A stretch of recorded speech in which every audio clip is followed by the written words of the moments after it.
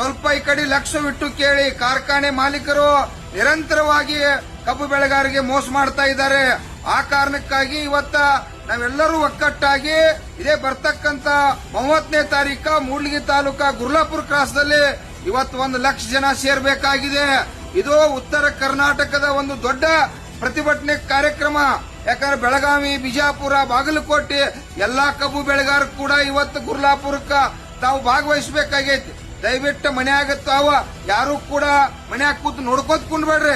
ಈ ಪ್ರತಿಭಟನೆಯಲ್ಲಿ ಭಾಗವಹಿಸಿ ಕಾರ್ಖಾನೆ ಮಾಲೀಕರಿಗೆ ನಾವ ಗೊತ್ತು ಮಾಡಬೇಕಾಗೈತಿ. ಲಕ್ಷ ಗಂಟ್ಲೆ ಕಬ್ಬು ಬೆಳೆಗಾರರು ಒಕ್ಕಟ್ಟದಾರು. ಇವ್ರ ಕಬ್ಬು ಬೆಳಿಲಿಲ್ಲ ಅಂದ್ರೆ ನಮ್ ಕಾರ್ಖಾನೆ ನಾಶ ಆಗ್ತಾವು. ಇವ್ರ ರೇಟ್ ಹೆಚ್ಚು ಕೊಡಬೇಕು ಅನ್ನೋ ಅಂತದ ಅವ್ರ ತಲೆಯಾಗ ಬರಬೇಕಾಗೈತಿ. ಇವತ್ತು ಹೆಂಗ ಕಾರ್ಖಾನೆ ಮಾಲೀಕರು ತಾವೆಲ್ಲ ಕೂಡ ಪ್ರಭಾವ ಅದಾರ. ಎಲ್ಲರೂ ರಾಜಕಾರಣಿಗಳು ಅದಾರ.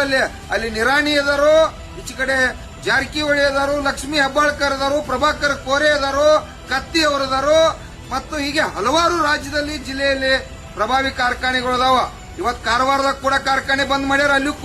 ಅಲ್ಲಿ ಹೋರಾಟ ಪ್ರಾರಂಭ ಆಗೈತೆ. ಅವರು ಕೂಡ ಭಾಗವಹಿಸತ್ತಾರ. ದಯವಿಟ್ಟು ಕಬ್ಬು ಬೆಳೆಗಾರ ನೀವು ಮನ್ಯಾಗ ಕೂತು ಚಿಂತೆ ಮಾಡಬೇಡ್ರಿ.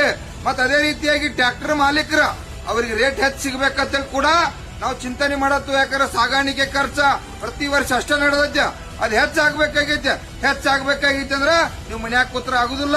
30ನೇ ತಾರೀಕು